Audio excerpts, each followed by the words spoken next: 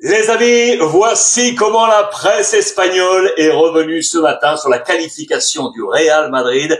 Victoire en demi-finale de la Supercoupe d'Espagne, 3-0 face à Majorque, pour retrouver, vous le savez, le Barça dimanche en finale pour un super classico. Regardez, c'est d'ailleurs le titre de Mundo Deportivo ce matin avec le choc attendu entre Bellingham et Yamal, les deux hommes forts de ces demi-finales. Un classico con morbo pour Sport. Alors le thème de morbo, les amis, en espagnol, c'est quelque chose d'un peu malsain. Sport, presse catalane, je vous le rappelle, choisit ce mot avec ce choix de photo car Vinicius et Maffeo de Majorque se sont livrés un duel parfois à la limite. Voilà pour ce terme de malsain. À la limite pour se terminer d'ailleurs en tangana, en mêlée générale.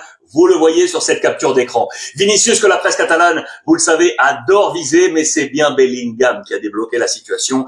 Un classico à l'anglaise pour As et Jude qui se charge des affaires courantes pour un nouveau classico à la une de Marca. D'ailleurs, je vous donne tout de suite cette stat qui a du sens, les amis. Bellingham, c'était 0 but sur ses 12 premiers matchs avec le Real cette saison, mais sur les 12 derniers matchs, c'est 9 buts. Il est en pleine forme offensive. Regardez les notes de Marca. Il prend la meilleure, 3 étoiles sur 3, tout comme Camavinga. À noter, une seule étoile pour Vinicius et les 3 autres Français, Tchouaméni, Mendy et Mbappé. Les 4 Français qui étaient donc titulaires dans le plan de Carlo Ancelotti, qui était privé de Luka Modric, en plus des absents de longue date, Carvajal et Militao. L'impact offensif du Real, c'est ce qui a marqué ce match, les amis. Regardez, la colonne de gauche est de haut en bas.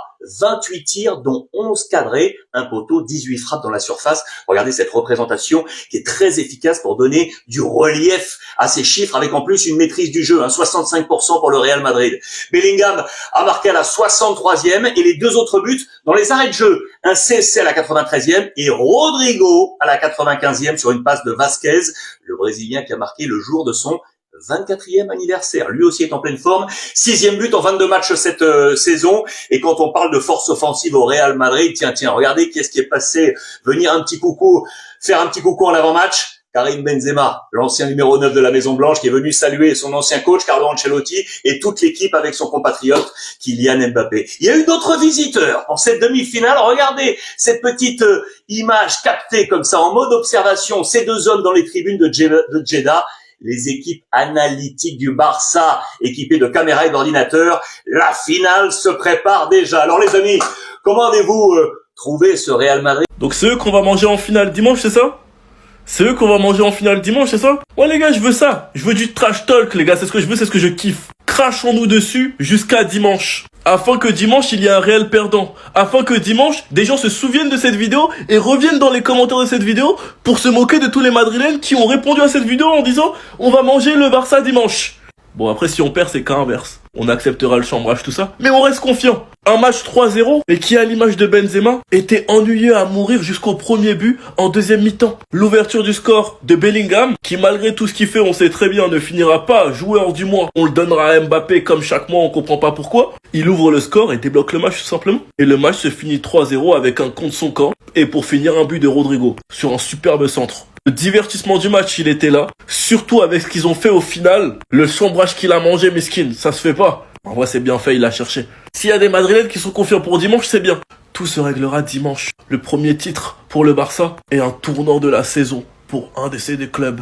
Il y en a un qui va chuter et l'autre qui va monter. Parce qu'on sait tous qu'une victoire en Classico, ça va donner une confiance énorme pour la deuxième partie de saison. Sinon, vous les gars, vous en pensez quoi? Ramenez-nous sur ta part, on s'ennuie. Donc oui les gars, en finale de Supercoupe, c'est Classico, Barça, Madrid. Et en Supercoupe, les gars, on a 2 souvenirs. On a le Vinicius Supercoupe de l'année dernière, hat-trick, face au Barça, on s'en souvient tous. Ça m'avait fait mal, je vais pas vous mentir. Le joueur que tous les Barcelonais détestent. Mais il y en a aussi un autre, le grand Gavi Supercoupe.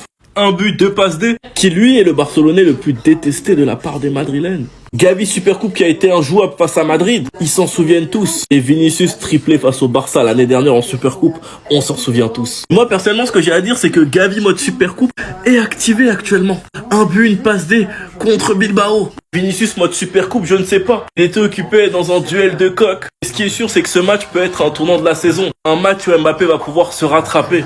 Moi qui recommence. C'est aussi un match où Vinicius va pouvoir présenter son ballon d'or à Gavi, parce qu'il lui a dit qu'il gagnait le ballon d'or lundi. Donc on l'attend, le ballon d'or, cette fois-ci, ce dimanche. Tu vas venir nous le montrer, on va le voir. Non, franchement, les gars, rendez-vous dimanche. Le premier titre du Barça se joue. Et je pense vraiment que Madrid, on va vous écraser. Sinon, vous, les gars, vous en pensez quoi? Ramenez-nous sur ta Barça, on s'en est.